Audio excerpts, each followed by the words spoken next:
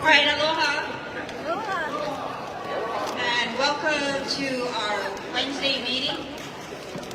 We'll be starting shortly. We are good to go on live stream. I'm looking at our people. Logan, we're good? Okay. All right, the thumbs up.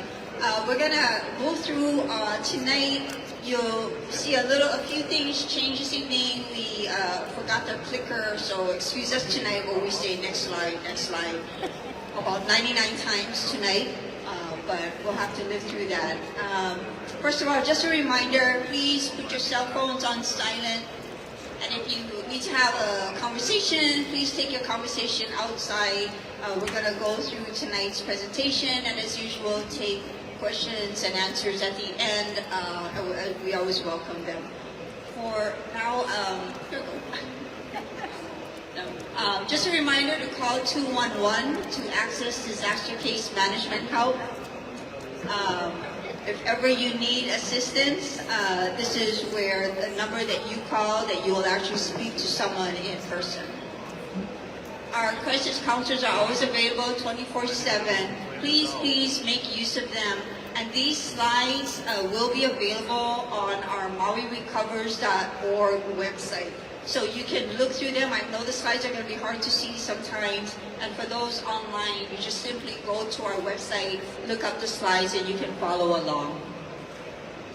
I'm going to bring up Lori DeGama to talk a little bit about this because next week is the beginning of our Remembrance Ride. It's going really well and the sign-ups are coming in. This ride is a very special one. So Laurie, could you just brief everyone again what they can expect? And just want to remind everyone, this is for Lahaina residents. I know we've been fielding inquiries from people around the island, but this is a respectful way that we have offered Lahaina residents a chance to see their town. Laurie? Hello there. I think this is my number 10 public speaking, but okay. This is a remembrance ride for Lahaina residents. It is going to be on July 26, 27, and 28, which is a Friday, Saturday, Sunday. I believe they're going to have flyers passed out tonight for you to do the QR code and the registration. Some of the time slots have been filled already. We have been getting a lot of people signing up, and I'm happy to say that they are pretty much all residents of Lahaina. We are still vetting, so it's very heartwarming and very fulfilling to know that this is something that the Lahaina residents do want and need, and so I'm really happy to have been able to get that offered via the mayor. But anyhow, again, please, if you are interested, there are limited seats for it. So again, grab a flyer, or you can go on Kuhinia's site, and there's the QR code and offering information there, as well as for the 1 year. Thank you. Thank you, Laurie. No, we love here are the flyers. Before you leave tonight, you can make them available for you. Just to remind everyone also that we have the prayer table available here at the end if you feel like the need to gather and get support that way. We also have the Lahaina Land Trust table, I hope I said that correctly, at the entryway. At the entryway for information.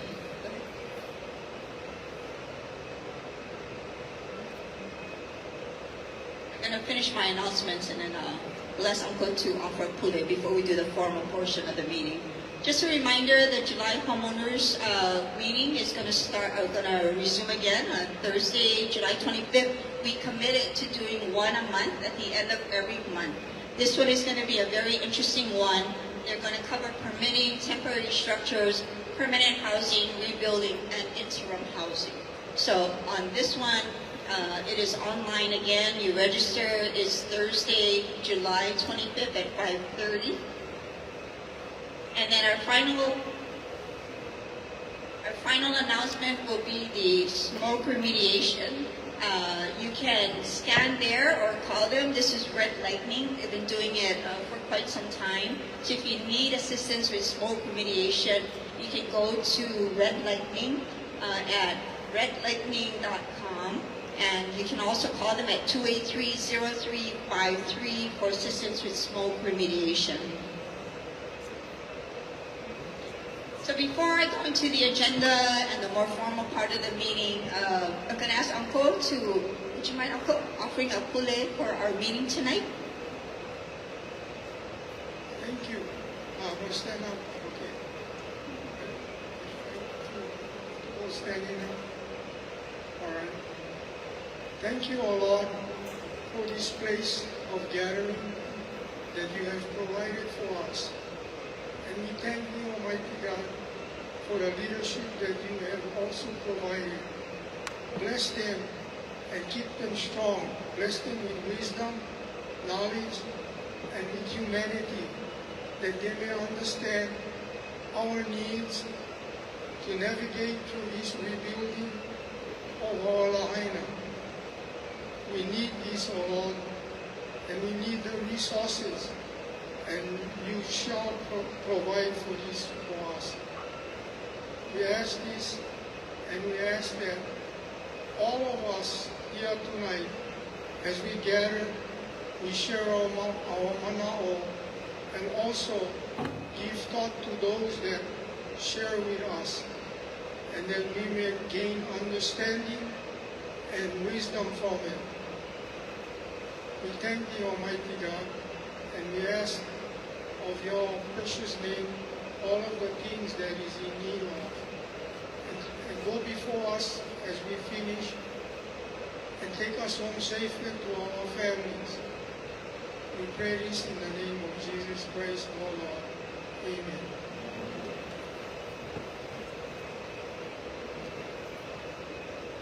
Hello, Uncle.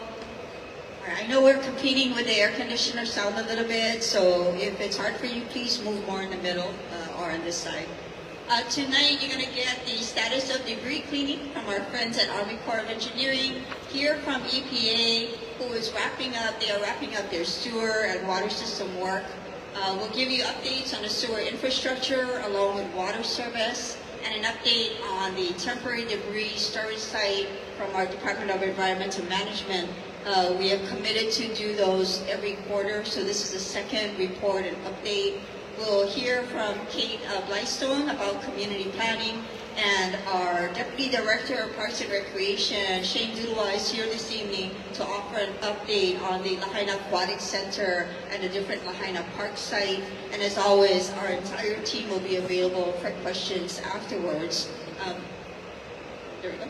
Coming up next week, we're trying to be a little better at telling you what to expect, so we announced this agenda tonight's one last week, and tonight want to tell you next week, come on down or listen in. We're going to do again, we're going to actually have a presentation on the results of the community planning, both the neighborhood planning workshops as well as the big one, the Historic District, Commercial District 1 that they ended the series with. You'll have a discussion or presentation on bracing and shoring of damaged structures. So these are things we're going to discuss next week. We'll be inviting and having back Joe Campos and his team from the State Department of Human Services to talk about their interim housing program. So at this time, I'm going to turn this over to Mayor Bisson. Mayor?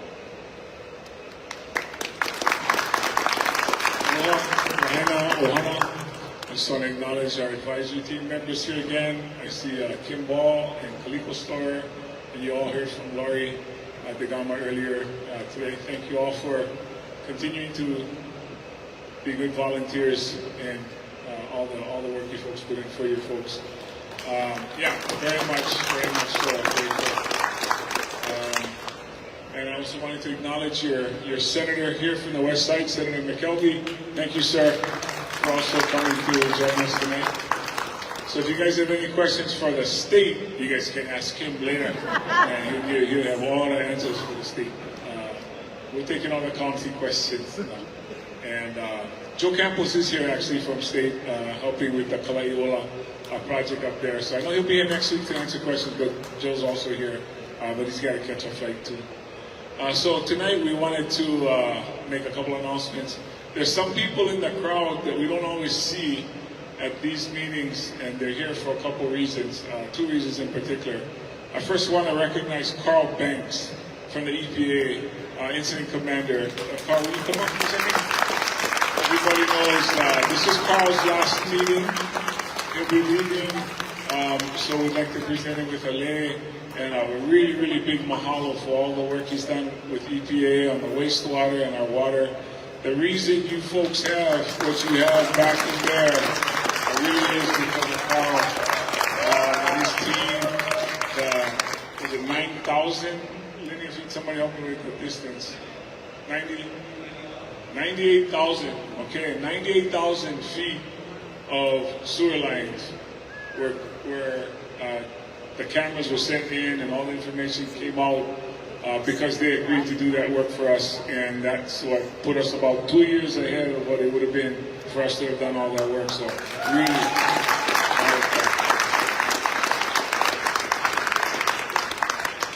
you know, he's been practicing his Hawaiian language too while he's been here. You guys all know, right? Olelo Hawaii, Mai Kai. So he wants to try one. I think he'll try one. Maui no kahoi. Thank you, Carl. That was excellent. Thank you. Another person we want to recognize and acknowledge tonight, I know he's not expecting this, but he's the guy sitting with all the leis. He did not just graduate from high school. This is Mark Wingate. Mark Wingate is Mark is the mission commander for FEMA. He's been here since the second week. And the only reason he's leaving is because he has to. If he wasn't assigned out, he'd continue to be with us.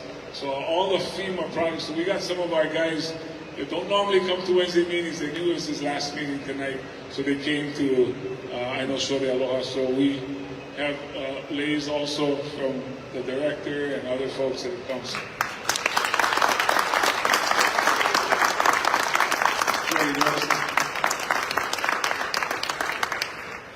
Hello everybody, Jordan Molina, Director with Public Works.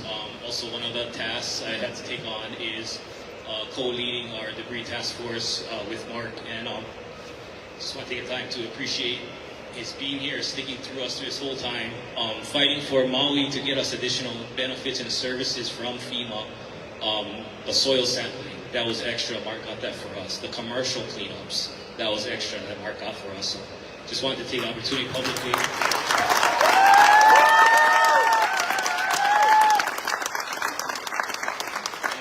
Recognize, Mark comes with a wealth of experience. This is world-class, debris expertise that we've had to benefit from over the last year. And so just mahalo, Mark, and hopefully we see you again, but without an emergency. Before I give Mark the mic too, you're going to say something, Mark. Before you say something, also the vehicles, that have been over 3,000, and there's a few more to go. Again, normally not a FEMA responsibility, but they took that on too for us. You guys hear me okay? I'm really knocked out. This has been a phenomenal experience. The partnerships, the team that we were able to work with, county, federal, all the partners, state partners, and I want to add to that list the community. You guys asked the tough questions at the beginning. Those questions made us tough. We moved at the speed of trust together. And though I'm leaving, I'll be here in spirit for the duration. Thank you so much.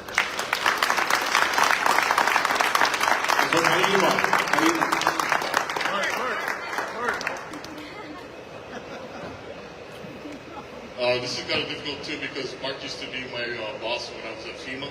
My name is Don Abiel. I'm the Lahaina Executive Officer and State Debris Task Force Lead. My colleague here, Zeph McKee, is our Deputy Debris Task Force Lead. We're kind of in the background. Mark always, was in the lead with a lot of this. It's difficult to honor him because he has done a lot for this community, and he has done a lot for all of us that initially didn't know much about this whole debris issue. So I know Aaron talked about that earlier in another meeting, but it's a fond farewell for us because we learned a lot from him. He went through our trials and tribulations. We want to thank him for that. I said I wasn't going to cry, but I think I'm going to. But we're presenting a challenge coin to Mark Wingate, Federal Female Debris Task Force Lead, for his unwavering support to Lahaina throughout the debris removal mission. Challenge coins are medallion-like tokens, often adorned with the emblem or insignia of the presenting organization. In this instance, the challenge coin serves to acknowledge Mark's achievements, dedication, exemplary service, and serve as a tangible reminder of the appreciation and respect of this community, his peers, and superiors. It is a great honor to present Mark with this challenge coin engraved with the words Lele, the ancient name for Lahaina, Pa'a, steadfast, with the island of Maui as a backdrop, and within the ulu tree that the groves of Lahaina were once famous for. And on the reverse side, the Haima seal with our core values, Malama, Okele, and Viva Ole, courage, which he exemplified throughout our operations. In furtherance, it signifies that Mark has played a special role and made a significant impact to his peers and the mission as a whole. Thus, on behalf of the state of Hawaii, the county of Maui, Hawaii Emergency Management Agency, Administrator James Barros, and our State Debris Task Force team, myself, Neil, and Zeph, we honor Mark for his outstanding leadership and steadfast guidance. Mahalo, Mark. Best wishes for the future. We'll miss you. Much appreciation, and most of all, Lele Pa'a.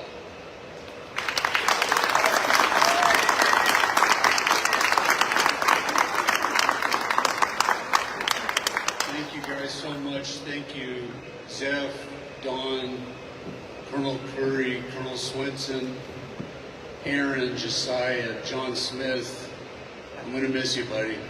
Miss you too, Bob. Jordan, Sage, Mike, Sarah, Mayor, Councilmember Paulton. Thank you. Mahalo.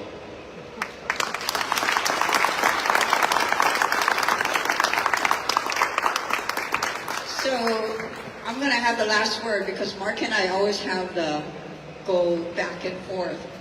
No one besides Mayor Bisson has not had a day off other than Mark Wingate, right? His people are not. Since the second week in August up to today, for almost a year now, he has not had one day off as he serves our community. So in public affairs, the hardest thing is working with community. And when I first met Mark, he and I learned from each other about what that meant. And in the 1 year time, I cannot tell you how grateful the community has been for the work together. But as someone who shared the front lines along with them, this lei is from the community to you, Mark, with our fondest and most beloved mahalo for your care and your aloha every step of the way.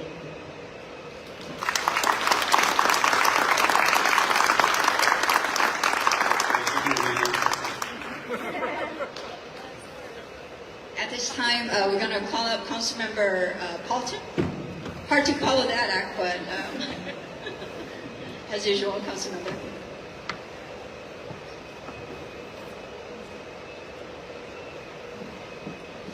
Aloha mai kako. Man, I really think Mr. Wingate hasn't had a day off since 9 August 2023 is what he always would say. So really gonna miss him. And Mr. Banks, thank you so much. I just wanted to call out too that we got Red Lightning Disaster Recovery Services in the house. Right after the fire, they helped mobilize to get internet to the Upper West Side through Starlinks. Them and All Hearts and Hands were the two volunteer agencies that I worked with the most to try help the community. On the legislative side, I wanted to share this Friday's council meeting, there's a number of big complex bills being introduced, and so I just wanted to briefly share with you because it's just being introduced. So don't panic or anything. There's a lot of time to learn about them and input, because these bills will likely be referred to a committee. So I'll just run down some of the biggest ones I thought, if you're interested in. And sorry, this is kind of the boring side of my job, the legislation, but it's kind of the most critical. So Bill 103 is being introduced. It's about density in the residential districts. And all of these are on my social media if you want to read deeper into it.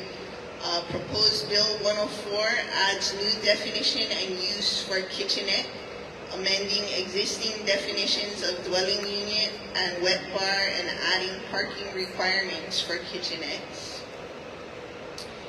Bill 105 regarding rebuilding and nonconformity.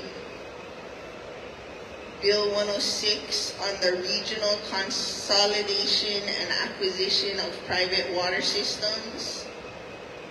Bill 107 relating to public inspection of administrative rules. And Bill 110 relating to improvements to public streets. Bill 111 establishing procedures for the removal and storage of personal property in public places and a right to shelter. So if you're on Facebook, it's either on my council member Tamara Paultin page or just Tamara Paultin. Or if you're on Instagram, it's on Tamara, the number 4 Maui Nui. And you can check out that legislation. Those will all be referred to committee for a deeper dive, public testimony, either oral or written, and then decision making. So just wanted to inform you guys at the front end so that nobody says, I didn't know this was going on. Thank you.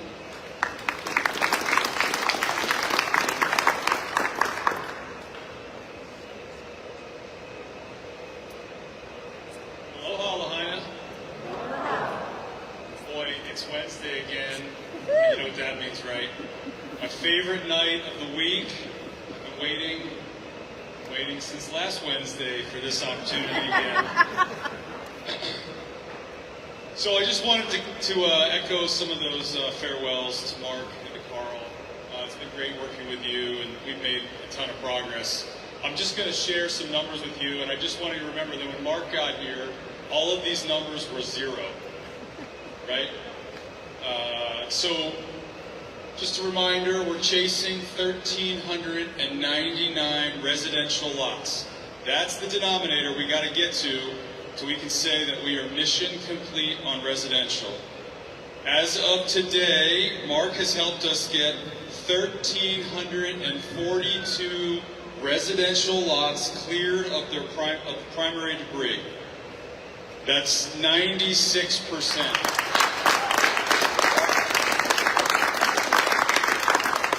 I just want to remind you, today is day 344 since August 8th. So in less than a year, we're 96% complete with that's an enormous workload. And then for capital C complete, 1,164 residential property owners are able to go to MauiRecovers.org, look up their property address, and see, or maybe not today, in the next day or two, see their debris packet online, and are able to go to our friends at Four Leaf down here down here in the shopping center and start the process to get a building permit issued. Again, it is day 344, and we have 83% of the properties residential are eligible to get a new building permit. Let me just switch over to commercial. The number we're chasing is 159 commercial tax map keys. That's like deeded properties, right? We have cleared, as of today, 60 of those properties, or 38%, and we've completed 46 of those properties, meaning turned back over to the county, which puts us at about 29% overall. That's a fantastic effort. Again, it's truly truly a sign of hope for the community. And you know, the Corps had a piece of this, FEMA had a piece of this, but I just want to remind everyone we have some outstanding contractors that are out on the streets every day, 12 hours a day, and many of those contractors, those companies, are filled with young men and women from Lahaina town who are here working to support their community. So every day I see them, I give them a big attaboy or a big high five and thank them for their service here to you and to this whole community. Also, I just wanted to share, I was out on one of the streets the other day. There are homes that are up with 4 walls and a roof. That is, again, day 344, and we have multiple properties with foundations poured and walls and roofs up. So that's for all of you who are not quite there yet. There is hope, and I'm hoping that you're able to get your home rebuilt as quickly as possible so you can return to your property. And I look forward to taking any questions. The mayor did mention vehicles. Mark has helped us remove 3,005 vehicles from Lahaina town, and we've got about 396 remaining. Thanks, Mark.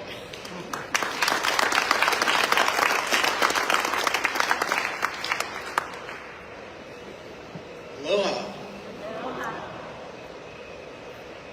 I am so happy to be here. And it's so good to be with you all. And I just want to say, on behalf of myself, on behalf of all the EPA responders, we have felt the aloha from you. We have felt your scrutiny, and we have met, as best we could, your needs. We listened, and we want to thank you for telling us so that we could listen. So none of this would have been possible without this partnership between EPA and all our federal partners and this community, so thank you. The big headline, we're done with 6 different activities. On the wastewater side, we provided technical assistance since August or September, and we also did the sewer line inspections. On the drinking water side, we also provided technical assistance to the county and completed hydrant sampling to make sure the water mains are clean, and then lateral sampling, and then contaminated lateral isolations.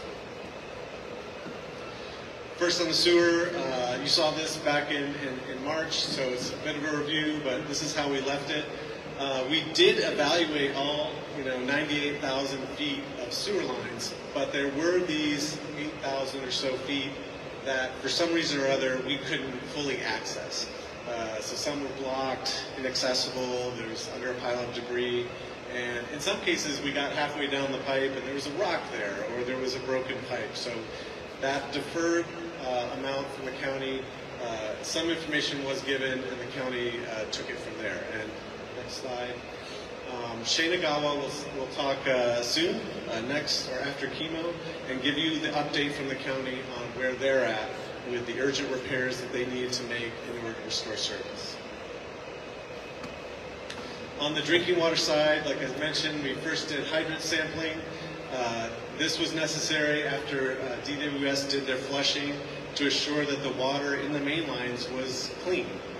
Before we wanted to find the contamination, we had to make sure the water going into the lines was clean to start. And then we went to those service laterals. So that's the pipe between the water main and your meter box. And that was the line that in some cases contaminants were introduced into those pipes during the fire, and we had to test them to make sure they were clean or not. As it turned out, of those 1,229, some of which were deferred to the county out of the 1,308, only 471 were completely clean. In other words, no contaminants were found in those lines. The rest, we isolated. So EPA isolated 589, DWS isolated the other 169, and there's still a little left to get us to 1,308 that the county is finishing up. So the next steps, Hemo will speak to that, and he's next after I'm done. And we'll give you the update on where they're at with completing that work. And as always, to find out if the unsafe water advisories have been cleared, you go to Maui Recovers. And of course, Kimo will be giving his update in a moment. So throughout this response, and this goes back to the ESF 10 hazardous materials removal, but continued on in the water response, we required all of our EPA staff and contractors to go through cultural sensitivity training. It was super important that we did this right. Ho'oponopono. Make it right, make it good. And so in order to do that, we contracted with cultural sensitivity trainers so that we would have that background. It's one thing to tell someone to do something a certain way, but if you give them some information, they understand why, they take it to heart, and they do a better job. So we did that. We put on, gosh, I don't even know how many cultural sensitivity trainings, but they were at least every 2 weeks so that we would catch each person that came through. We also, under the advisement that from the community, from you all, we had cultural monitors in place for all of our operations where we were breaking ground. So there would, we contracted with Aikane o Maui to provide those cultural monitors. So there was always someone there. I told all our people, and I did it myself, when we're on site, if we need to take a photo of the work, ask the cultural monitor first, make sure it's okay to take a photo here. And if they said no, then we wouldn't take that photo. And again, those were not snapshots for our social media. We took photos to document the work. We also contracted with Kulaivi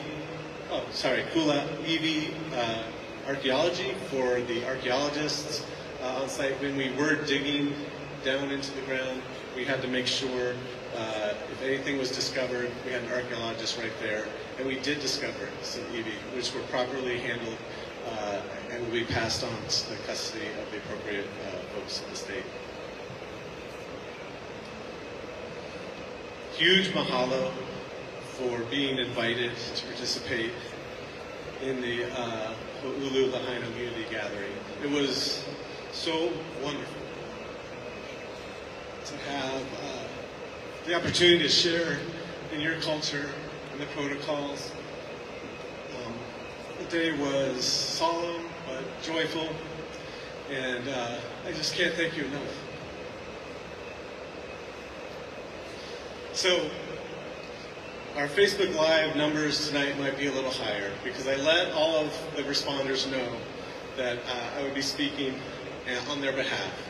All the thanks, the lays, it all is part of, it was possible because of these people. We had over 373 different people from all over the country come here. And I need to share with you that they didn't have to come here. It was volunteer basis. We're not professional responders on the water side. We're water people. We do drinking water, we do wastewater. And we reached out to, we all are responders, but it's always on a volunteer basis. I started with Hurricane Katrina back in 2005. And a lot of us respond because we want to. So all these people who came because they wanted to come out and help. And they all did an amazing job. And I really want to just presence them. Like I said, I hope there's about an extra 373 people watching Facebook Live right now.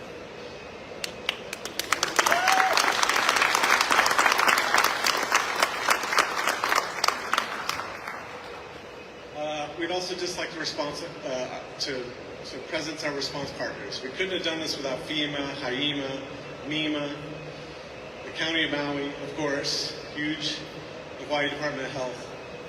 Also the U.S. Coast Guard, who actually helped fill out some of our teams and allow us to go faster when it came to the sampling mission especially, and the isolation.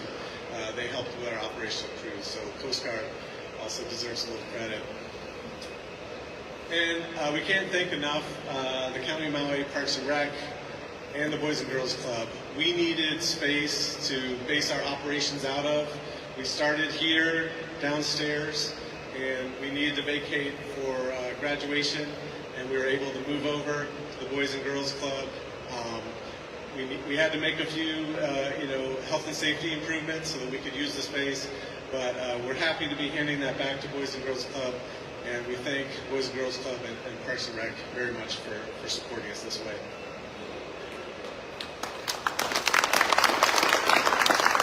And I also just want to say we're not gone. First of all, a lot of you have my number. You can just call me. But we will be actually formally continue to support the County of Maui. There's a request from the county to provide some ongoing technical assistance. There's some things that are unusual for the water department, maybe for the wastewater as well. They don't necessarily have a lot of experience of trying to serve a mostly empty Lahaina at this point. And then it will change. People will start to rebuild, start to use their water, start to use their wastewater services. And that shifting sort of operational status requires a little thought. They need to work on their sampling and their flushing and how they manage the system. So we're hoping to be able to provide that. There's a request for assistance working through the channels right now. We're also providing technical assistance to update the Lahaina Master Drainage Plan. We're working on the design of a gravity sewer system for Waihiku. And also providing a sustainably advisor. If you remember Sebastian, his detail did end, but they have someone else acting, and they'll be reassigning someone to that for ongoing basis. Sorry, go back real quick. At the Recovery Center, if you are needing to have your cesspool inspected, you can go down to the Recovery Center and get information about that and submit your information so that can proceed. That's being provided, the inspection, so that you can potentially use your system until the sewer line is built. Finally, throughout the response for both ESF 10 and ESF 3, we've had various hotline numbers in case you needed something. We are retiring those old hotline numbers, and so we're reverting to the Region 9 information, contact information. So you can call us, say you're in Maui, and they'll get you to a person who can answer your questions.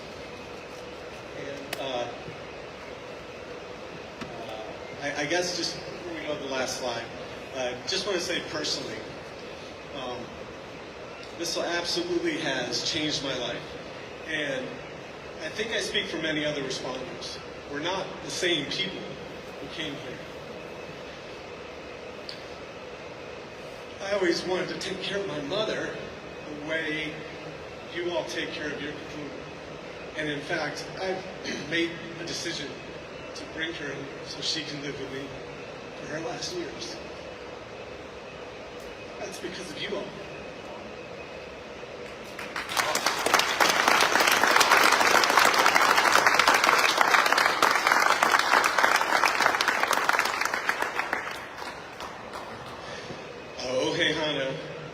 Nui ke aluia has been our motto for this response. This Olele Noeu has guided us throughout this entire water response. And mahalo.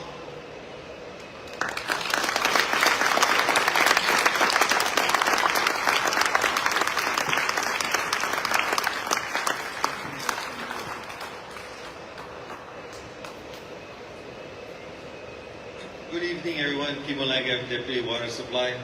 Once again, many thanks to Carl and the entire EPA team, which at one time was over 350 people came through in support of the mission assignment for sampling, testing, and cutting and capping of the service lines. So thank you very much. It really helped us to get to this point a lot quicker. So where are we today? So we still have several service laterals to isolate. We expect to complete that work on Friday.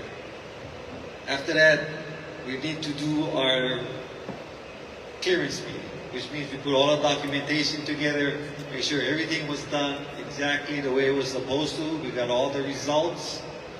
And once we can say that, we can go to amend the rest of the areas. We expect that to be completed by the second week in August. At that time, the whole Lahaina system will be amended back to drinking water standards. That's all I have. So thank you.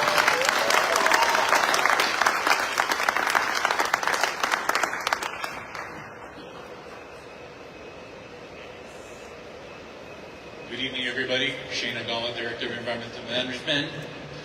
Before I get into the formal presentation, I wanted to just again thank Carl and their team. As the mayor mentioned, when this disaster happened, we never experienced it. We never expected it. It was a daunting task when it came to wastewater. Our heads are spinning. We didn't know what to do. We have our crew. They're all professional. But we felt where to begin. And Carl and their team stepped up. They helped us with the CCTV. As was mentioned, 90,000 plus lineal feet. For our crew to have done that, we'd still be doing that today. Only a fraction would have been done. But with their help, they did it within months. They got that data to us. It allowed us to work with our consultants. And I'm happy to say that we got bids already for the construction and the repair of those lines. And we're working through that right now. So thank you, Carl, and your team. Again, I'm for support. Now we go to Mr. Wingate. Oh my God. I can say hours and hours of stuff about Mark. But Mark has been our sensei, as we call him. He's been the rock. His experience in this has been invaluable to us. His encouragement, I don't know how many meetings we've been with Mark. He's been in hundreds. Meetings every day. Mark is there. I don't know how many times he's guided us through tough times. Council meetings. He's been in more council meetings in person than I have. And I've been with the county 20-something years. And he goes in person. He calls me, I'm in Lahaina, I'm on my way, I'll be there. I said, Mark, you don't have to be there in person, there's virtual. He's there as a resource, SME, just to support us. You know, the other thing I always think about is, Mark has been away from his family, friends, and his hometown for almost a year. I cannot just fathom that. And I don't know how hard it is to be away from your family, Mark. I can only imagine. But I want you to know that you have family here. You are family. So thank you, Mark. I'll get on to the formal presentation. I have 3 different presentations tonight. The first one is basically an update on the wastewater status. So I'll stand on this side so I don't block the screen from most of you. So the next zones that have been opened up is here. This is by the Jodo Mission area, Ala Moana Street. There is the before, and as you can see, the after. Then I'll go on to the next zone. The next zone here is on the south side of Lahaina Luna Road, kind of when you go to Paunao Street and off of College Street and Lahaina Luna Road, before and after. Before we go on to the next presentation, I just want to say the progress we've been making is unbelievable. As Colonel said, at one point the number was 0, right? There was a starting point. This whole map, if you guys are familiar with the one on Maui covers for wastewater, that was all red day 1 after the fire. Now we're at 63% green. And that's due to the help that we got from our federal and state partners and our own crew. And I'd just like to give a shout out to our wastewater crew who's been working super hard to get your system back online. Whether it's CCTV, trenching pipe repair, the people at the wastewater treatment plant, they're doing unbelievable work for you folks. And I just want to let them know that I appreciate that because we're at this stage because of them. Thank you. As you know, there was a Bill 120 that that came out, and what it did was it set some requirements on reporting monitoring data that's happening at the TDS. We listened to the public. There were concerns about environmental impacts. A lot of these slides are from a past presentation, so I won't go through them all in detail, but this just gives an overview of what Bill 120 was about, the requirements, all the data that we're supposed to respond. The ones that highlighted in green is basically the updates to the older presentation. So the latest update that we have to this Bill 120, which is the second iteration, second reporting, second quarter, is today's date. Next slide. Record keeping, that's a big part of reporting out and being transparent to the public. All the documents you can find on Mara Recovers. And as I said, this is the second 90-day report out. And yeah, so it's due this month. Everything will be updated on Mara Recovers. Next slide. Air quality monitoring. It still continues at the TDS. We have it upwind, downwind. Data reports can be found here at this website. These are action levels that are reported before. So as you can see, this line here is the average Honolulu air quality. Action level is where hits or triggers are found. And in green here is the reporting data from April to now. And as you can see, the air quality has been below even Honolulu, regular common air quality. So the air quality is good around the TDS. Let's see. Yeah, thank you. This picture, I don't know if you remember, we even had, USACE had air quality monitors, personal air quality monitoring devices on their workers. But because the air quality, due to their diligence and their operation has been so good at the TDS, that requirement has no longer been needed. So they don't require them to wear those personal air quality monitoring devices anymore. This is just another example of those purple air quality monitors that the DOH put randomly around the Oluwalu area. Next. These are the locations that those purple air quality monitors are. And again, you can find it at the websites mat.purpleair.com and fire.airnow.gov. You can go on there and see the air quality at any given time. Leachate monitoring still continues. There has been no leachate hits. These are the things that we test for in the leachate, or the Army Corps does. They look mainly for the metals of potential concerns. Next slide.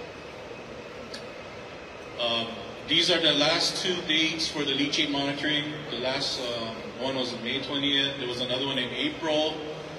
There's been 6 samples. There hasn't been too much rain events. Therefore, not too much leachate, if any, has been produced.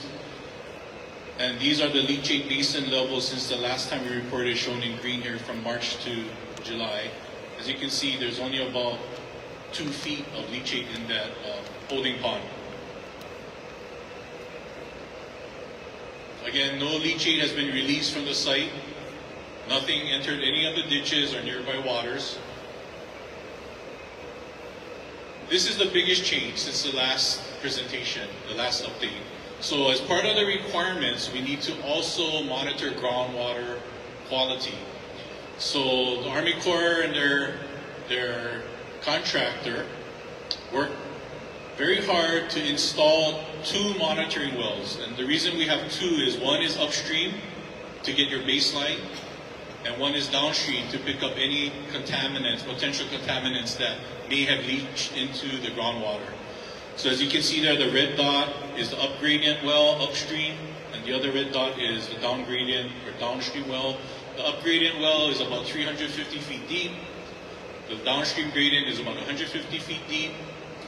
Samples will be monitored for the same type of constituents as the leachate, heavy metals, etc. You saw the whole list. The first sample from these wells was collected on July 7th. It's currently in the lab. It's being analyzed. It takes some time. There's no evidence of any leachate, as I mentioned, so we don't anticipate anything in the lab results. But the lab results should be coming out shortly.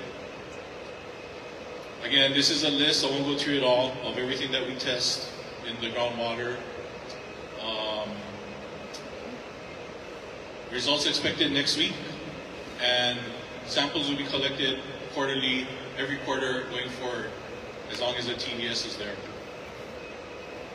These are pictures of the wells being constructed, the drilling rig.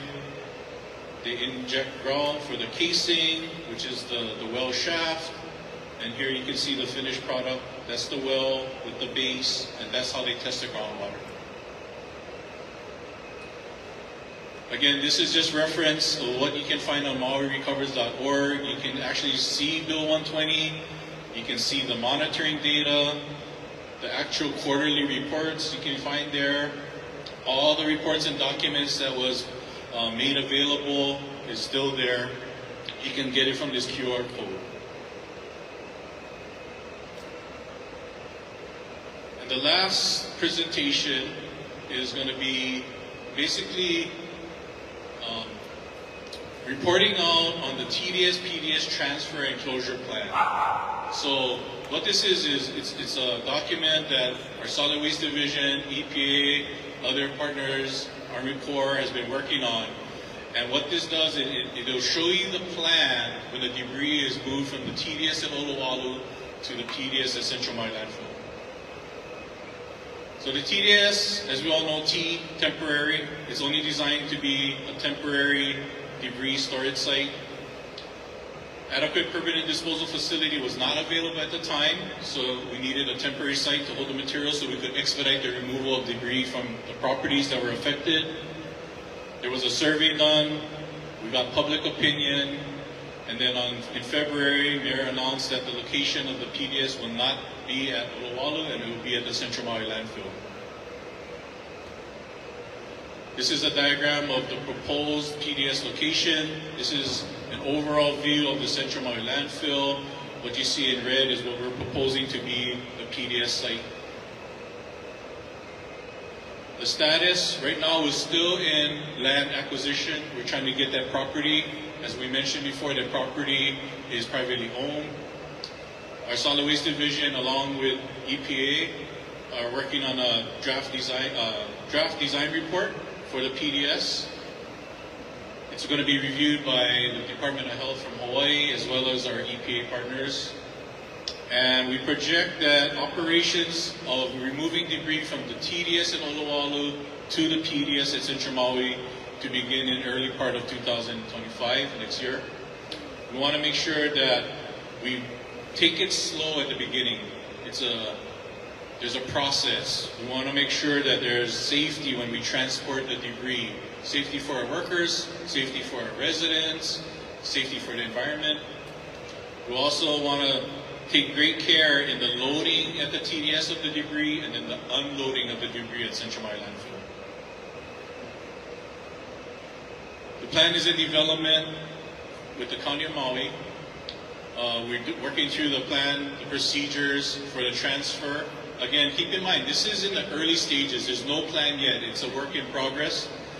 Again, like I said, the safety of the environment and for the people of all aspects, from the TDS, the loading, the hauling, all the way up to the closure.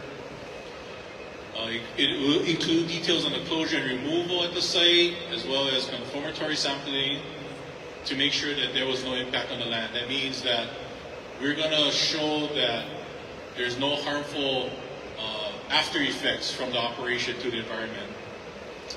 All equipment, line areas, and the structures at the TDS will be removed, and it will be graded back to the original grades as how it was when we found it there. And again, we're also going to continue to communicate the progress as we move forward to all of you. This is the proposed route that we're looking at. I know we mentioned that there's going to be a lot of trucks on the road. This is the TDS at Olowalu here in the circle. The other circle is the Central Maui Landfill, Ponoapi'ilani Highway in red. And as the mayor said, we're going to do our best to get the traffic off of the highways as much as possible. So with the help of Public Works and their support. We're working on a plan to go through some old cane haul roads, get them off the highways, off the residential public roads, and straight to our Central Maui landfill.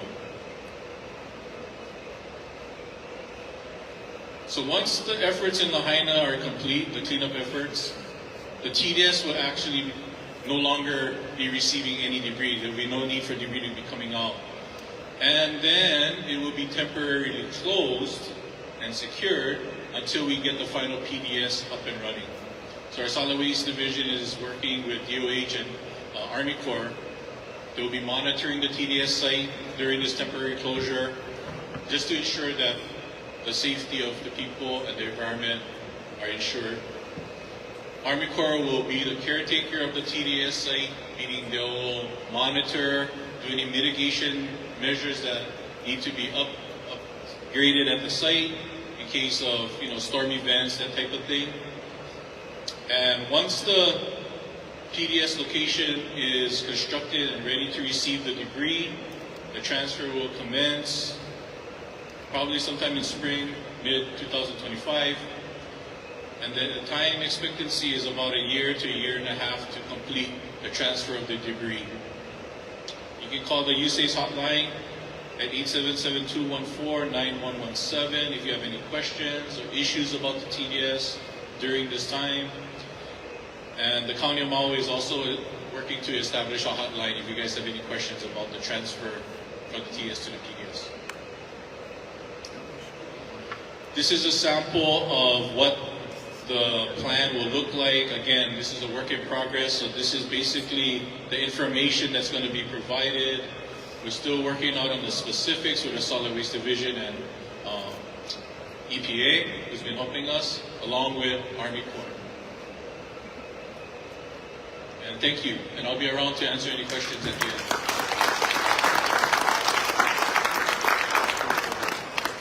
Aloha kako. My name is Kate Blystone. I'm with the planning department, but I'm also part of the team that's responsible for the community planning work that we're doing. You can switch the slide. There should be more slides. Are there more slides?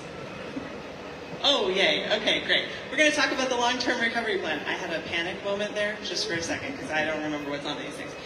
So we're going to give you a quick status update. For those of you who were here last week, it's going to look a lot similar, but I've added one slide to the end. So let's talk about long-term recovery planning and why we do it. It is critical for us to collect the projects and programs that we need to do to recover from this disaster and a timeline to go with those projects and programs. Once we put them in a plan, then we can get funding that we haven't been able to access ever before because we took the time to go through this process.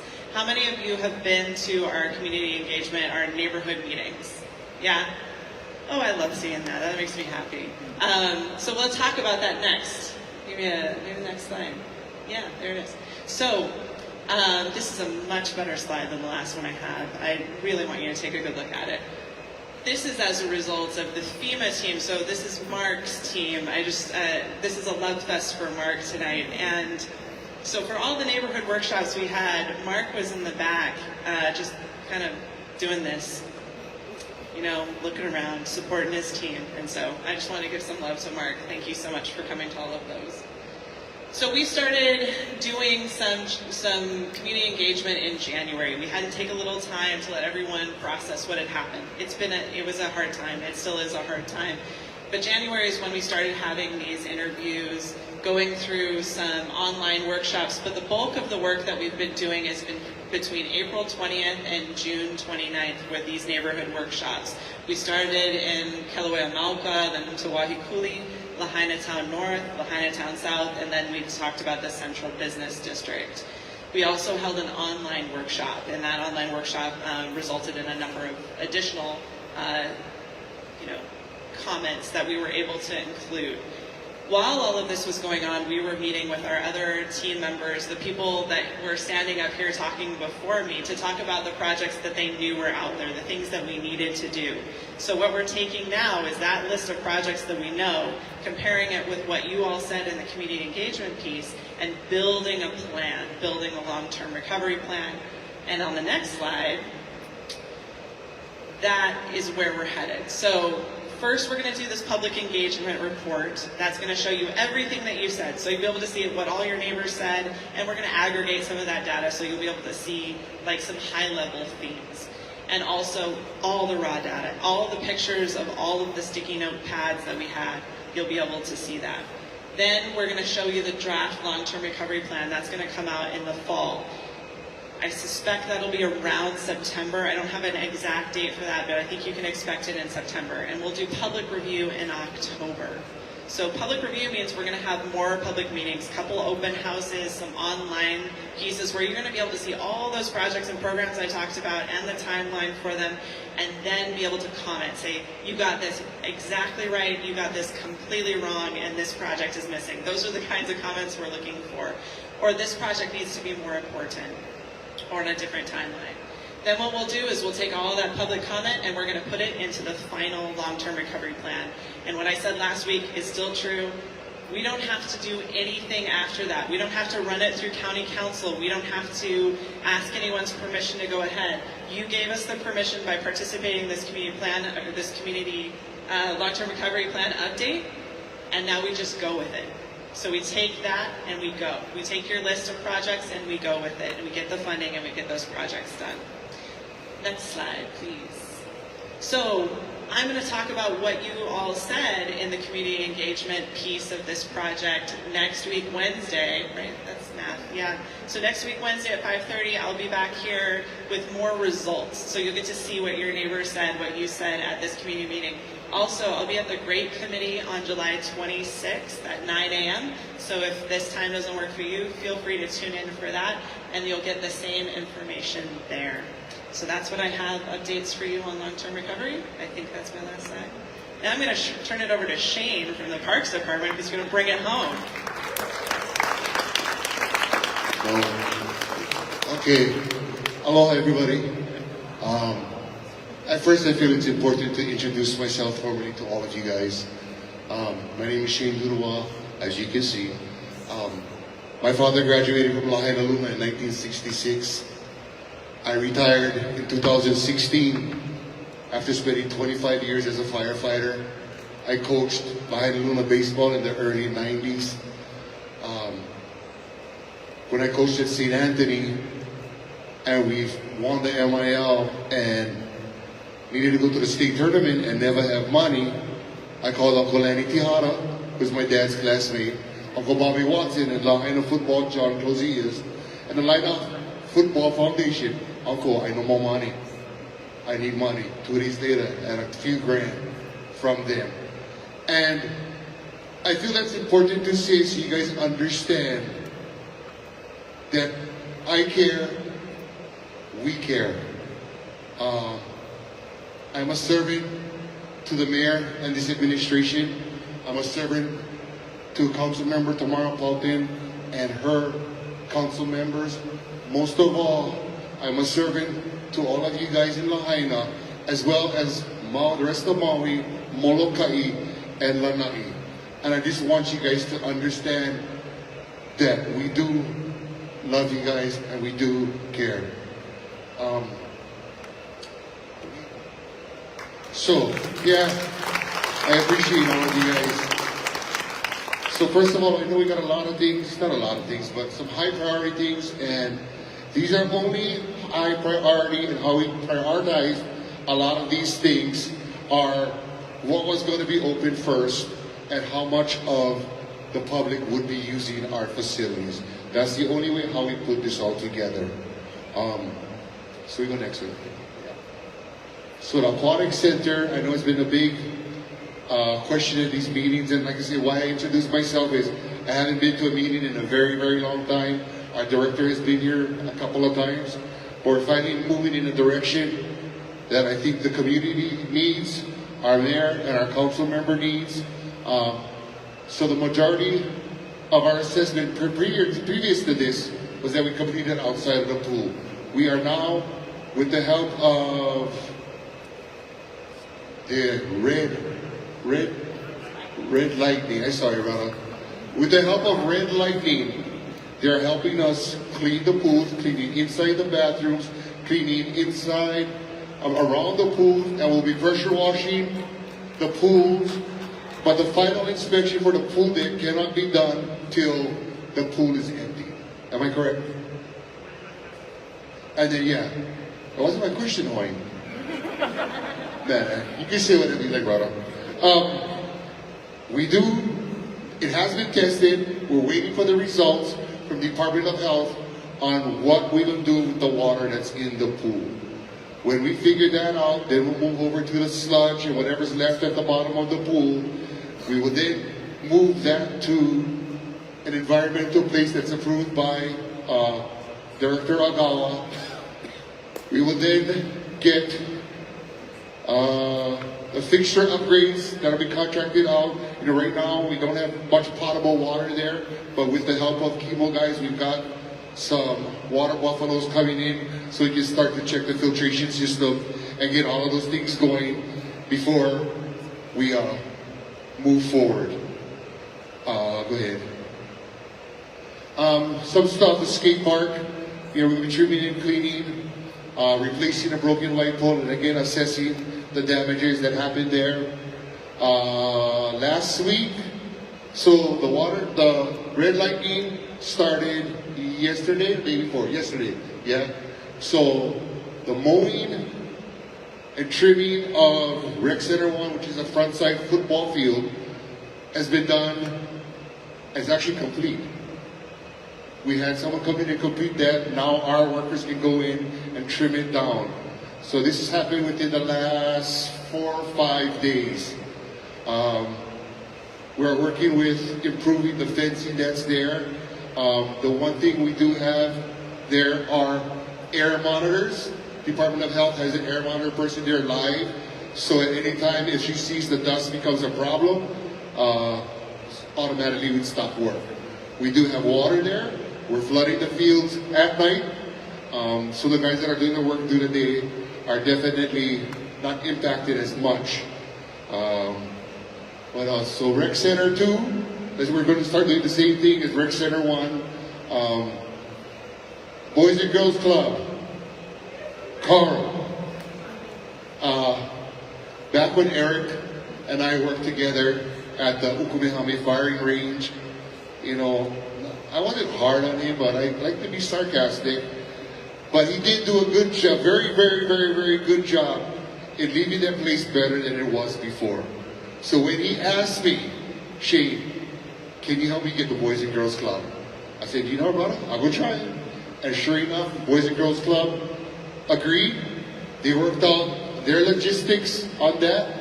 Yesterday, we did a walkthrough with Boys and Girls Club, with EPA, Carl and his teams. We have a picture that I can show you guys later. At the Bacala Point eating something right now. And then the parking lot is to be repaired and paved. I like something with that. This is additional status. If any of you guys have, so Launio Poco Park, we're going to start doing the trimming of the trees and getting the irrigation back and going and start watering the area within the next week and a half. Yeah, thank you guys. It's basically for you guys that want to use your parks again. Kilauea Mauka, I know there is some, not controversy, but some conversation about the trees that were cut down. We do have a county arborist, so he was the one that made the suggestion that all those trees needed to be cut down. They were damaged and they would not survive. So that's the reason why they decided to do that. Waikuli Terrace Park, Ainakea, Paunao, Koemeiki, Malolele, and all those parks are there. If you guys want to ask me about them individually later, feel free.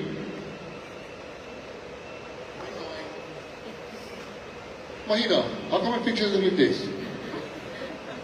No, I just wanted to show you guys, this is the trimmings of where Rec 1 is. Here's another picture of Rec 1. Here's the fencing that's going to be removed. So it doesn't fall on anyone that's working through our area. Red Lightning started yesterday. That's their group over there. These are our county employees working on the backflow preventer so we can get the water into the pool. And my last slide, Boys and Girls Club, Carl, they made this sign to the kids of Lahaina that says, welcome back. And on this side, the 373 names that EPA had here and where all of them are from are on that sign. So we appreciate that, Carl. Much aloha. And if you guys have any questions, Manny, appreciate you guys. Aloha. Thank you, Shane. We'll go into our Q&A. We have had a lot of information tonight, so just a reminder, we're going to have two folks, look where they are, from our Office of the Mayor team, grabbing the microphone, one there and one here. Okay. Do we have another one to run the questions? Okay. Okay, so we have two microphones. Raise your hand. We're going to ask that you not hog the mic. So if you have a question, ask your question and allow other people to ask their question as well. And then we'll do our best. And as always, our team will be here afterwards to help us out with additional things. So is there a question here that you like? We have tonight, our federal partners, 4Leaf is here. And we also have, as you saw, we have the okay, oh, here comes Mikey. Okay, before Mikey comes here. So all the presenters tonight, the Director of Planning, Director of Environmental Management, the Shinagawa, we have Jordan Molina, the Director of Public Works, we have Deputy Directors from Parks Department, Shane, who we just met, Dulua. We also have Kimo Landgraf, the Deputy Director of our Water Department. So we're bringing everyone we can. Here in the audience, we have Erin Wade from the Department of Management. You all call her the ROE lady. Or I think one of you, Auntie over there, said, oh yeah, this one, when she went to go talk to her. We have not Kimo, but John Smith in a hat trying to be incognito. He is the division, Highways Division Chief, also the head of the infrastructure branch in our recovery efforts. So I think we got the gamut of our team. Go ahead, Mikey. Now everybody know Mikey, the first question.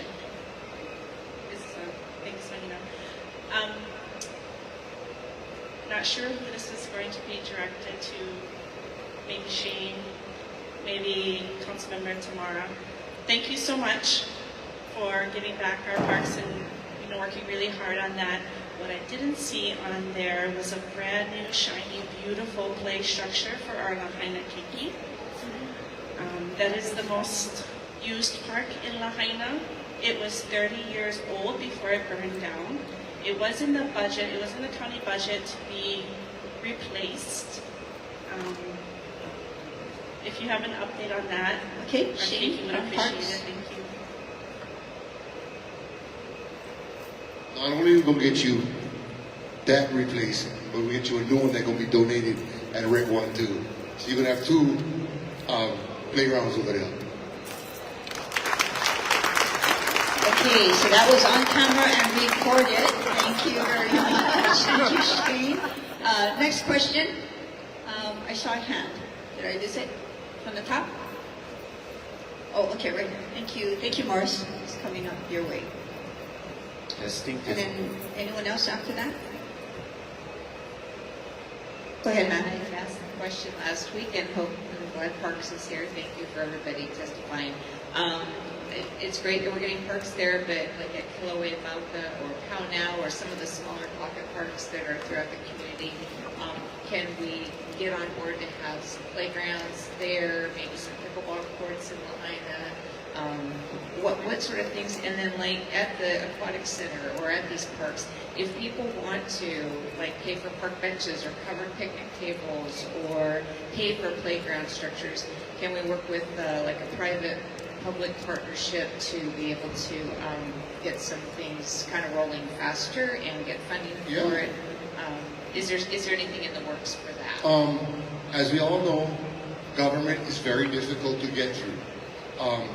As far as donations, we can work with council, we can get those things done. As far as Kilauea Mauka, we have the Rotary clubs that are interested in taking over those parks. We are trying to put together an Adopt a Park program where nonprofits can go and adopt a park, do the work in there. There's a bunch of things, so yeah, email me. I can get you specifics whenever you want. Yeah. I might as well stay up here because I'm pretty sure the next thing will be for me. I'm gonna sit down over here on that. All right. The camera keeps rolling for Shane. Go ahead. Question right there in the front. Yeah. Yes, ma'am. I have a question. With the water and sewer now back in running, I'm from the southern part where many of the buildings did not burn down, but many of them rent to short-term visitors. Are they going to be allowed to start renting as soon as everything, I mean, the Hanapi'ilani Highway, I hear, is going to be opened? Are they going to be allowed to have tourists come and rent their places? I'm going to look at our team, and maybe Mayor can help with that question on short-term rentals, and once the roads become available, what happens to their availability? I think Shane should answer this question. You guys all heard Shane Duduwa, straight from Molokai. Molokai zone, so mahalo Shane for taking all those. So, as long as it's a lawful, permissible use, people are going to be able to, when they return. What I'm hoping is that people will start to consider long-term rentals for our community. I mean, that's clearly the message we've received from our community. That's what they want. So we want. So even if someone can rent it, if they're allowed, if they have a permit, or if they have some thing that allows them to, I guess the message from us is that we not do that. That would be counter to what the community is requesting. So I can't speak for everybody, and again, I know there are folk, this is a controversial subject, the topic of temporary vacation rentals, but I think we've signaled our position on this, and I hope the community will support that, and will also be in favor of that. So I guess I'm taking this opportunity to ask people if they have rentals that are up and running and functioning, that they understand that we have a need. And you guys also know this, the Lahaina community, you folks want to remain on the west side as well. So folks who are willing to pass on some unit that might be in central upcountry, Kihei, they'll say, no, I'll wait for something that opens up on the west side. So there's a demand. I think if we could just work out a fair price structure for people, just voluntarily. I mean, again, all of the things I'm telling you is not mandated. I mean, you can use your property however it's legally allowed to be used. So if you don't have a permit, it's not legal. But if it is, we encourage people to go long-term rentals. Thank you, Mayor. We have a hand up in the middle there, and then in the front. And before you ask your question, I'm going to ask one online question. We have a lot of questions. So before we go to the top of horses, when will the water at 505 underground parking lot be drained? Who is handling draining of water at the 505 underground parking lot? Colonel Swinton, you going to try to answer? That's a great question. 505 is one of the properties that's in the personal property debris removal program. It's a complicated property, as everyone who's from this area, or if you've seen it. It's a complicated property. It was drained once, but because of the four valleys, the multiple valleys that drain water through the ground to the ocean, it flows through that area, the old fish pond, Okagula. It's a sensitive area. I'm basically stalling to say that it's important. It's a really important project for us. It's probably going to be one of our last ones we get to, just based on the complexity, the sensitive nature of it. We've got a few other ones we're trying to get done before we tackle that one. And I got to confirm if we even have all the. I think we have all the ROEs, but I just need to confirm to make sure we have them all. But we are tracking it, is in our portfolio, and we will do it.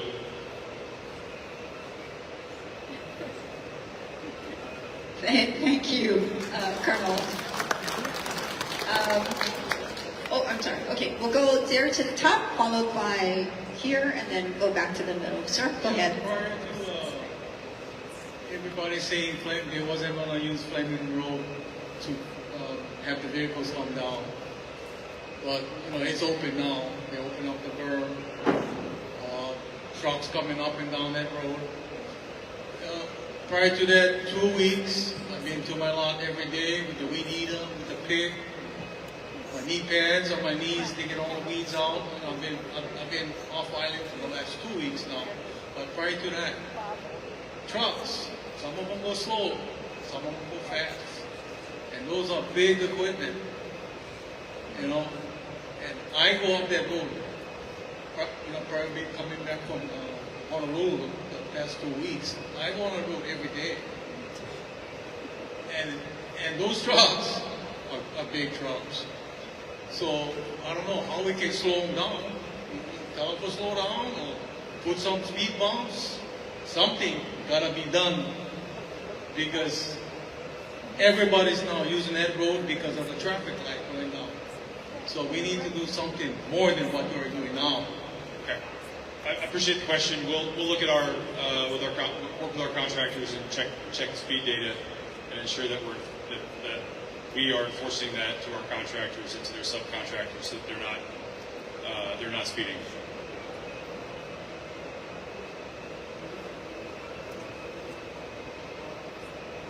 Yeah, no, acknowledge. That's an area that many homes have been turned over. The question, for those who couldn't hear it, it's not just there's lots of trucks out there. It's probably not just debris removal trucks. It is an area that we have had great success in getting residential debris and some commercial debris removed in.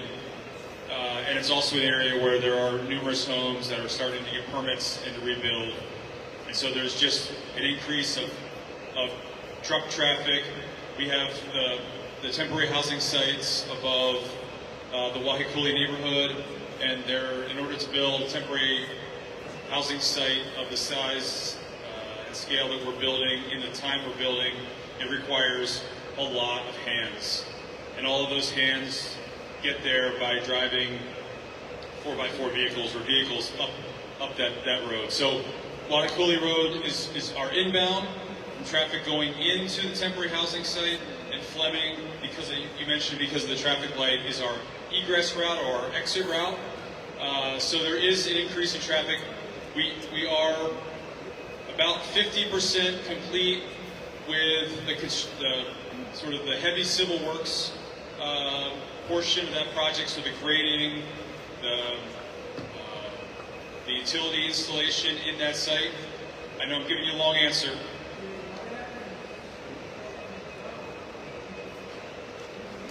Yeah, so the question is, what happens when the construction of the Kilohana site is done and residents move into that area?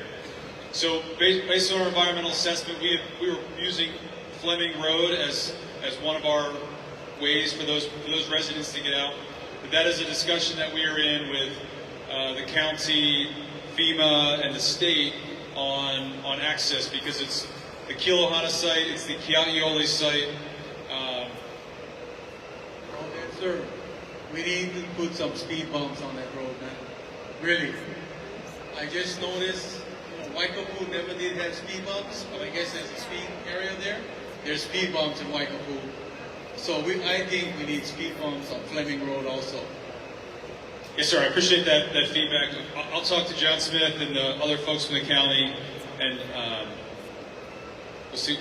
We'll see what we can do to support that. But I do acknowledge there's a lot of traffic. You will see a decrease in that traffic, of the construction traffic, around the October timeframe. You should see a decrease as a lot of the heavy construction work decreases. We have less need for laborers up there. Thank you for the question. We have two pending right here, and then Morris right in the middle, waving. Go ahead, Jackie. Hi, Mahina. I do have two comments and one question. So You my can have first one comment, question and hold your comments, or we go forward or incorporate the comment into your question.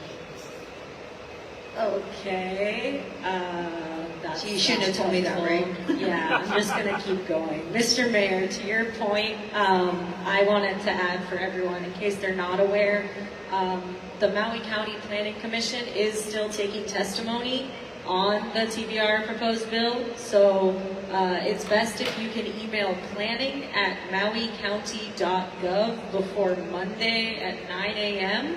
with your opinions on the bill and whether you support or oppose.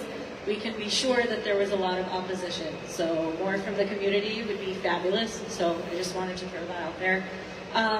With the understanding that the permits being issued are completely removed from the long-term planning efforts, has the county simulated the next 20 years of climate change, what that looks like, and how are we going to be able to grasp what the potential shoreline change is between the next 5 to 20 years with these permits that are being handed out that might not align with the long-term plan? Thank you. We'll have our planning director respond. So I was in the middle of texting my deputy to see how the Lanai Planning Commission went for the TBR. So can you repeat your question? Yeah, so I'm just wondering how, in terms of looking into setbacks for the next 5 to 20 years, how are we going to know that some of these permits, right, which is not you guys, it's a totally different office, how do we know that these permits that are being issued before the long-term plan has been solidified are not going to be in contrast with the long-term plan? Does that make sense? Like, we know that Lahaina is built on a wetland, and if people are building on something that is still going to sink, like, that's going to be a problem, right? So my office handles shorelines and the SMA, so I can speak to the shorelines piece of it, right? So we have, and that's where my ears perked up. I thought you said something about climate modeling and those kinds of things. So I've talked about this many times. The shoreline rules that are now with our corporation council, and I have been promised will be done this week so that I can get the mayor to sign them, take into account the 3.2-foot erosion hazard line. And that changes how we think about shoreline properties. We're looking at kind of a more forward-thinking way of thinking about shorelines, that in years to come, this 3.2-foot erosion hazard line is where the shoreline is going to be. And so we need to be planning ahead for that. And I've said over and over and over again that we need to rebuild Lahaina for hundreds of years, right? It wasn't built overnight, it won't be rebuilt overnight, but we need to build, when we do build it, we need to build for the next hundreds of years. Your question is a different one, though. The long-term planning that we've done, and I want to say that the West Maui community set themselves up well for this in a horrible way, but we did the West Maui Community Plan, and that was adopted in 2022. And in that community plan, we established a vision for what West Maui was going to look like and what Lahaina was going to look like. And we established community plan designations that matched that vision. So these projects, because they are in the SMA, because they're in the special management area, will be reviewed against that plan to a large extent. There will be exemptions for certain types of single-family homes and stuff. I do know that my partner in crime over here in DPW and we're all thinking about evacuation routes, we're thinking about complete streets, we're thinking about all of these projects. And part of the long-term recovery plan is looking at some of those projects that we need to do to rebuild Lahaina properly. So I can't say for 100% certainty that some of the permits that we're going to issue aren't going to result in some weirdness. But we're going to get around that weirdness. We're going to figure it out. When I was in the long-range planning division, we had a motto, Semper Gumby. Be flexible, right? And that's what we're going to do. So whatever's in the way, we're just going to figure out our way around it. Maybe an unsatisfying answer, but I hope it helps. I appreciate it. Thank you. Thank you, Kate. For Yayoi, I just wanted to let everyone know, if anyone has heard about this AI visions of Lahaina that she's trying to do, we are doing that this weekend, so the interviews will. So I'm in the tie-dye shirt, yellow. Just come talk to me if you're interested in that. Thanks, Mia. Thank you. right there in the middle. Go ahead, ma'am. And then again, raise your hand if you have a question, folks. Go ahead. Okay. First question, I just have one. Family, I just wanted to kind of check in because this was a big push I had a few months ago in regards to families that had homes, that had insurance, that are now losing all their insurance and are now reapplying with FEMA. And I wanted to check in because I've recently got led in the right direction, and with everything laid out of what is exactly needed, why I was kept getting denied since March or April, why I no longer qualify for direct housing. So I just wanted to check in and make sure that all the other families that are in the same position as me, FEMA is giving them clear advice, consistent advice, and allowing them to now reapply with FEMA. Thank you. And we have a FEMA person here who can confirm that. Just to make sure. Good evening, everyone. In regards to that question, each individual case is different. One of the key things that we want people to do is to bring your insurance information, track down everything that has happened with the insurance. We have FEMA representatives at the recovery office and bring that information to them. We want people to apply because we know that the time is ticking and is coming to an end with the policy that you have with the insurance. So the only way that we can really tackle this is by you coming to us directly, and we can move forward from there. That would be the best option. Or if you cannot come to the office at the recovery office, you can call our 1-800-621-3362. It's the best because, again, I cannot give specific information directly in regards to your case unless you come to us directly. We can open it up and see what's happening. Okay, thank you. I guess in regards to that, up until 5 days ago, my husband we spent 3 months trying to get us into the program. And I came back and I made a few right phone calls and I got a list of exactly what is needed, the exact form. So that might be helpful. I just want to say that if you want to, I mean, I can show you the list that somebody gave me because the interpretation of things that come through on the worker that's working that day and the changeover rate of people coming in and out it's been super inconsistent when we keep going back. So I understand you say come down to the recovery center, come down, but literally it's who you talk to that day and what answers you get. So I would just, if you want, I can talk to you after and offer you this list I got that might be beneficial to others. I do want to apologize. Unfortunately, with the line of work that we do, there is a big turnover. We're changing constantly. As you know, Mark is leaving. He's been here a year. I've been here a year myself. But we are open to continue to figure out the ways of how we can continue to assist you with that. I mean, you have the list. I know that, if the person that you're seeing might not be the person giving you the answer that you want to hear, feel free to ask for someone of a higher level, supervisor, someone or manager, because that person has someone that they have to report to. Okay, so that's the best that I can do. And a lot of these inquiries that you guys, that everyone goes and contacts that council person or their senators or representatives, it directly comes into our area in external affairs. So we will look into your individual case directly and figure out exactly what's happening. So we can speak offline and continue from here. Yep. And I guess, thank you. My next is just kind of a statement / idea, because I think that, so returning the parks to the community can symbolize a new beginning and a sense. Can you hang on to your question? Sure. The mayor answer. Okay, sorry. I want, I guess, everyone to feel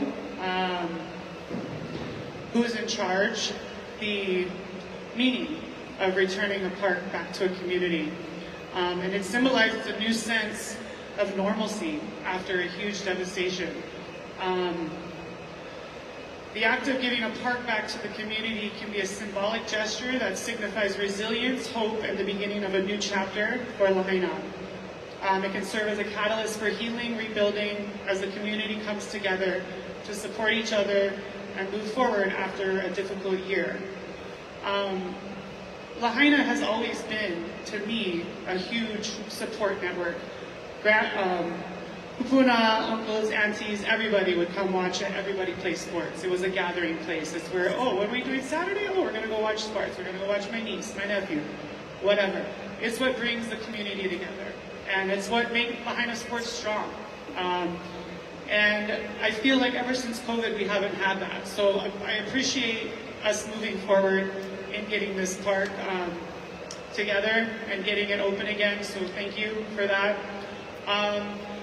And also, I'm just going to add on to that is the need for a, what do I call it, something that brings the community together as a whole, something that's happy, perhaps like when we do reopen this park, possibly like some sort of like benefit concert or memorial concert or something that brings us together to have a good time together, to heal through music, through being together, through whatever, because it's been a long time since Lahaina's had anything, no bazaars, no nothing. So I know that's probably like the last thing on some people's list, but I think a big, huge get together, ho'olalea would be a very, very good idea and very healing for the community. I think we have that, and Mahina guys can speak to that as well, but Kaliko wants me to come and play at your ho'olalea, but my ukulele partner, he's always busy, so he cannot play with me. But to talk to you as well, we have very good relationships with John Conrad and Lahaina Luna. My sister-in-law is on the board of Pop Warner Football. Another friend runs Little League Baseball here. I coach high school baseball at Kamehameha. So the ties within the athletic community and getting the parks back to you folks is very important. One of the reasons why we're trying to get Lahaina back their baseball field because they didn't have one last year. And congratulations to Lahaina because if they could not have fielded a team last year, only one team from the MIL would go to the state championship. And if you guys don't know, 2 MIL teams are in the state championship game. If Lahaina Luna wasn't in our league, that wouldn't have happened. And they tied, yeah? So sorry, last part of that, do you have a timeline for the parks just by chance, like, or the parks and pool? Tomorrow? You can call me the next day. No, we're trying as much as we can within the rules and the regulations that we have to do through the obstacles. I think we're moving very well. We're moving as fast as we're allowed to, without leaving out the rest of the county. That's the best I can give you. Feel free to check in. You can email me every couple of months to see where things are at, and I'm more than happy to share with you guys. Thanks, Shane. I wanted to just make a comment on your FEMA suggestion. So I just want to remind everybody, even if you were at one time deemed ineligible for FEMA, you can become eligible, especially after you've used up your resources. So don't give up on FEMA, even though you were originally told, okay, you don't qualify, so you say, okay, I'm not going to try again. You didn't qualify at that time because of whatever your situation was, but please don't give up on that. Please, you can go back again. When you talk to the FEMA person, find out, when will I become eligible? What else has to happen in my situation? And I know people kind of hila and don't want to ask, don't want to impose and go back repeatedly, but you have to in this situation. The other thing is FEMA, they're making some adjustments and some changes unique to our community that they don't normally do in other places. So you might be talking to somebody who understands what is the normal response, and you might have somebody who tells you, well, we just made a change, or we're looking at it differently, because they've been very open with us to adjust to what we need in our community, which is different than what they need on the continent. So those are the reasons why you should continue to work with FEMA when you can, and not give up on whatever answer you were given before. So that's what I wanted to remind people, and that's what you reminded me of when you were sharing how you found out new stuff or better stuff, and it shouldn't have to be who's answering the call. Although we all know as the human experience is a lot of times that happens, whether it's, who's the person at the counter you're seeing at the store, or who's the person that answers the phone when you call someplace. But unfortunately, that does happen on occasion. So the lesson is don't give up. Call till you get the answer you wanted. No, just kidding. Don't do that. Just go down there. Go down to the office and believe me, their goal is to help us. They are trying to help us as much as they can. And by the way, I just want to say one last thing about Mark. Last thing I want to say. If you don't recognize Mark, if you didn't know who he was and what he was doing, that's exactly what he wanted the whole time he was here. He never wanted to be the guy. We see Bob Fenton, we see Curtis Brown, we see Mike Peacock, we see the guys up here, because that's what they do. What he does is what all these guys describe, the sensei in the back of the room watching his students perform. So Mark, that's why people never recognize you. But now you get so many ladies, everybody wondering, hey, who that guy? Thank you, Mayor. Very sure, definitely. I just want to piggyback on what the mayor said. It's so true. Don't give up. There's going to be a lot of ineligible letters coming out. There's going to be a lot of denials coming out. And in order for us to continue to assist you, you have to stay with us. It can be just something simple that can probably deny you or make you ineligible. And by just coming to us, yes, and there's a lot of us coming in and out. A lot of us are very, very sensitive to everything that's happening here in Lahaina. But don't give up is the message that the mayor said, and we will continue to do our best with FEMA to assist you. All right, thank you. We have 3 people patiently waiting for their turn, along with a whole mess of online questions that we probably are not going to get through because we're almost at a very late hour for our usual meetings. But, sir, you've been waiting patiently, and then from here we'll go to the top there. Uncle has a question, but after them, Uncle, I'm going to ask a couple of online, and then we'll take your questions. Sir? Yeah, so we're in FEMA housing, and we just relocated from Kihei to the Pili, so that means we don't have to drive the bypass anymore. And I know the bypass has been a big topic, and one of the things I always said is, ask Senator Angus where that $70 million went and what's going on. And I thank you so much for being here. I don't know if you're participating or if you can help out, because Senator McKelvey will take the microphone to answer the much asked question on the bypass funding. Hello? Hello? Can you hear me? Yes, the bypass funding.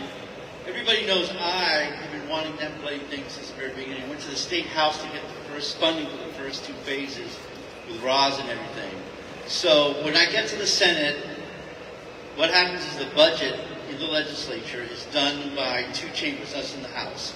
The House started the budget that year with no money for the bypass. Nothing.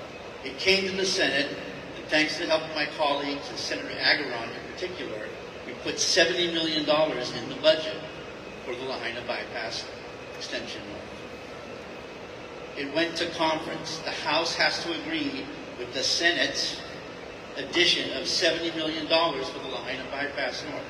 They refused. So it was not in the final version of the budget. But be that as it may, we've got to get that thing built. So I'm looking at other sources of funding. I'm looking at working with other agencies that now have a vested interest in housing over here to get the money to continue it. Quite frankly, we need everybody's support, county, especially with encouraging the DOT and others and our federal partners to contribute more money so we can get this thing going, because we need it yesterday. So that's where we're at with it right now. I wish I could say that it was in the budget. We need the House to help us next session to go ahead and match whatever money we can get. So thank you. Thank you, Senator McKelvey. Appreciate that, jumping in. Okay, we're going to go there with Morris's. We have 2 questions pending. I'm going to ask one online after that, and then we're going to go to Uncle, and we're going to wrap, and our team will be here afterwards. Go ahead. This question is for the mayor. On Hawaii News Now, yesterday, they had on there that the Maui County Mayor Richard Bisson is proposing to allow destroyed buildings in Lahaina to be rebuilt even though they don't meet current zoning rules. With that question that I have, the SMA historical area, the 3,500 square foot rule, will that apply to us?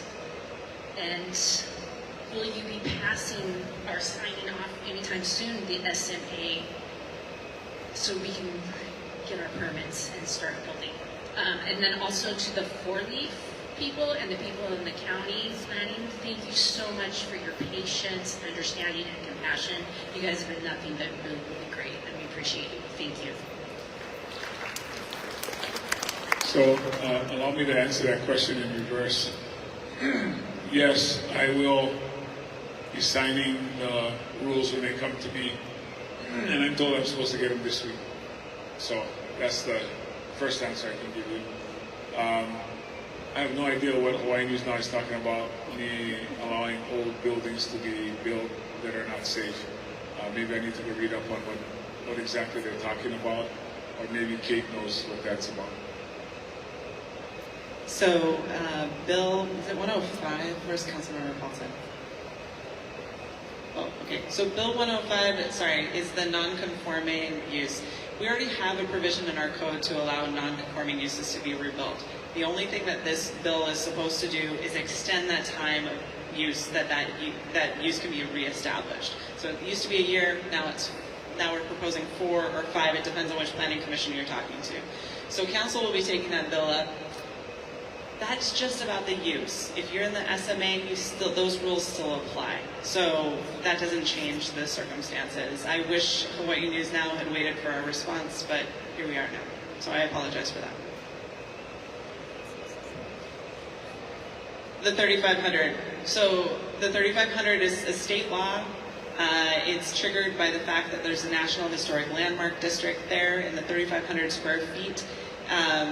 So for everyone who doesn't know, there's a limit for the amount of square footage in a development before it triggers doing an environmental assessment, an EA. So 3,500 square feet is the limit in the National Historic District to trigger an EA.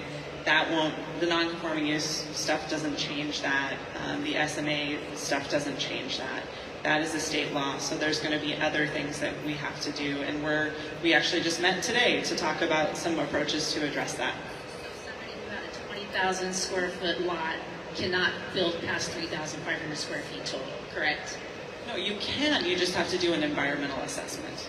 So you have to be consistent with all the zoning laws and everything like that. I can't talk about individual parcels, right? Because everyone's different. But you have to be consistent with zoning laws and all of that. You have to. But in the National Historic Landmark District, you have to.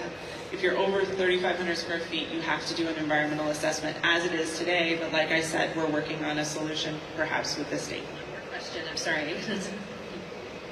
Argumentative. The thing is this old law was never enforced before the fire. We've been on our property for over 20 years, and now all of a sudden, post-fire, this now is an issue. And where is the 3,500 square foot just come from? Like, why now? When you haven't enforced anything all this time. I get the flood zone, and I get the area on the ocean, that's an issue. But everybody that's low risk, I don't understand why that's being enforced when there's mega mansions still standing there that are nowhere near and don't even look historical at all. My question is, I hope that you guys rebuilding this town, since we're going historical, that everybody in there looks like a plantation house and not something from LA square blocks, because we were held to a standard and these houses were built after us, and I don't know how they got built. But the law wasn't enforced then. But now we're enforcing this law, and it makes zero sense. And my little house is just a little house that we want to put a cottage on. And there's so much drama about it. And it's just frustrating. And I hope you guys give more square footage in that area and allow us to put our cottage on there to house our family. Right now, my house is smaller than what it was before the fire, because I can't rebuild back what I had. So I'm not trying to be a butt about it, but please, please take this into consideration down there to help out those families so we can get our permits, because we're ready to build. We're ready to throw up the sticks. We're living in a tuna can down in there, and we're living in it every day. We didn't get FEMA help. We didn't get housed in the hotel. We had insurance. We've been on our own since the fire, on our own. And we need to put our house up and stop living in a temp situation right now. So thank you. As I said, we're working on it, and we hope to have a solution really, really soon. Thank you so much. I'm sorry. Thank you for the question. Go ahead. I just want to, I have two things. For is it red lighting? Thank you so much for coming to the pool. I can't tell you how long we have waited, a whole year. My question is, do you still need volunteers on Saturday that the Lahaina Swim Club would like to come and help? Also, I guess this is to Shane, I'm not sure, do you have a tentative timeline of when the pool will be open? Is it going to be, are you shooting for something? Like, can you see the goalposts and you might say September 1, like a tentative? My other question is, for the people who live in the mill camp and they've been told that they can rebuild, have you guys came up with a,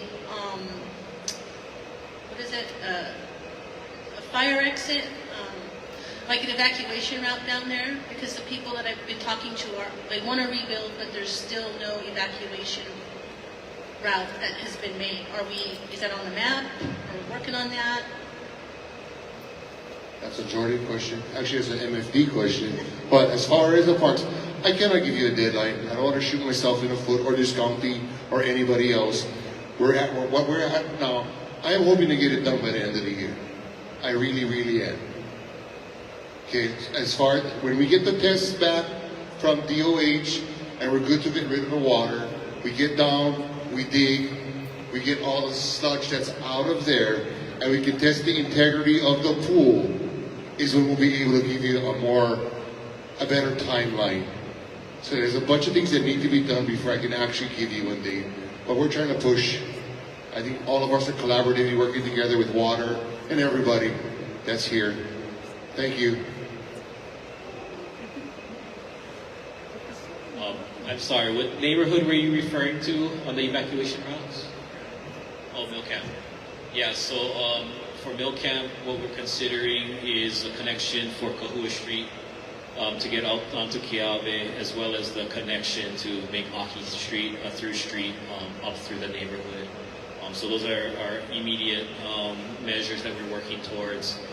There's longer conversations about potentially developing additional routes through the mill site, but we're still working with the property owners to see what might make sense there. But yeah, the Kuhua connection and then Aki Street connection are two primary for Mill Camp. Thank you. Thank you, Jordan. Uncle, before we take you as the last question tonight. Oh, red lightning. Lightning speed. Come on down.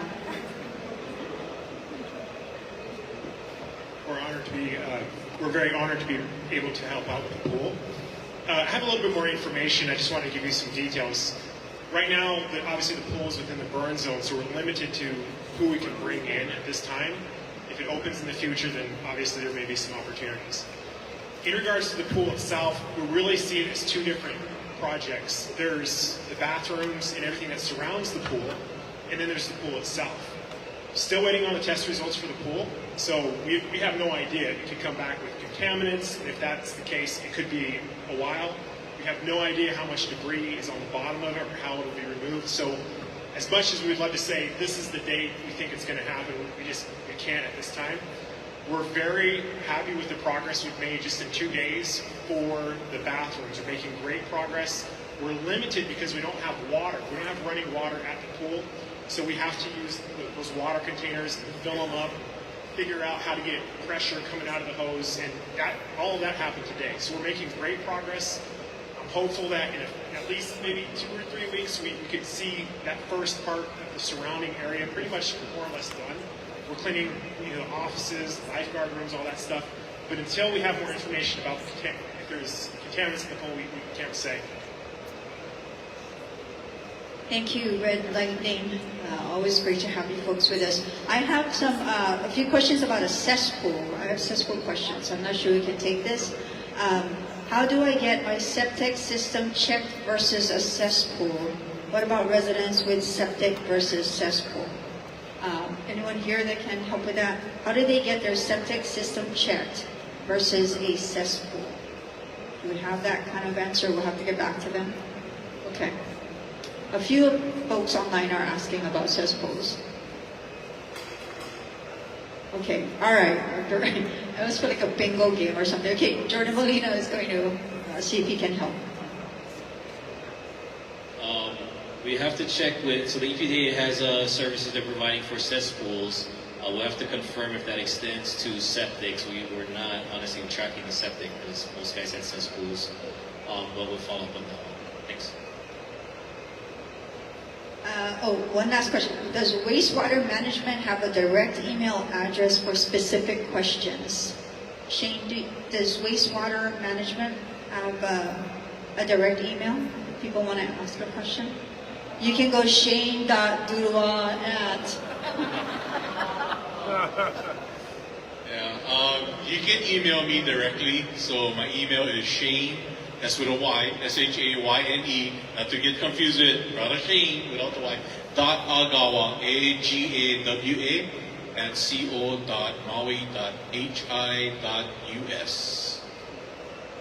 or mauicounty.gov. Okay, so that's Shane with a Y, shane.agawa at mauicounty.gov. That's how you can email. Please don't send him Parks questions, because that's the other Shane. And Shane Durua's email is not Brother Shane Durua at mauicounty.gov. We have our last question from Uncle over here, and then our team will welcome all of you to the floor if you have other questions. We do remind you not to go gallivanting on the floor of the court. Our parks folks are, very short-staffed and aren't able to put out all the flooring mats that they do to protect it. So just keep that in mind. Uncle, go ahead. What is your question? Oops, it's not a question. More than a big mahalo to your mayor and his team and all of the members of the Out Island leaders that tonight has given a very big rewarding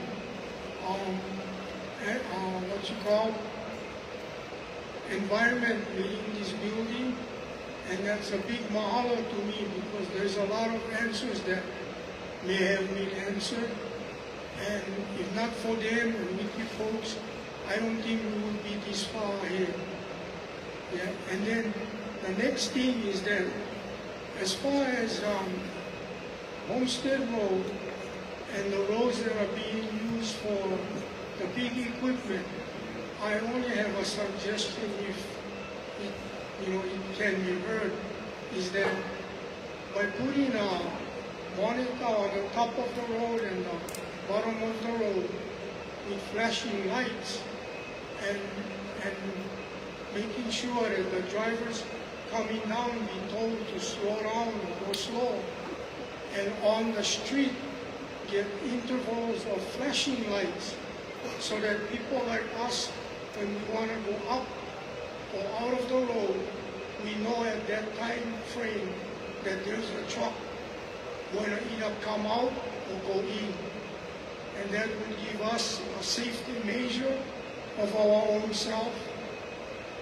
I don't think only speed bumps will cure the problem. I think it's more awareness, and the awareness should be both ways.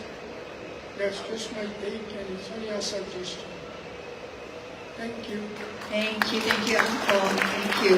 Just a reminder, MauiRecovers.org or KuhiniaMaui.org for the Remembrance Week events, or to sign up for the Remembrance Rides, which are next week for Lahaina residents. Mahalo, everybody. Drive safe. Aloha, and thank you to our team.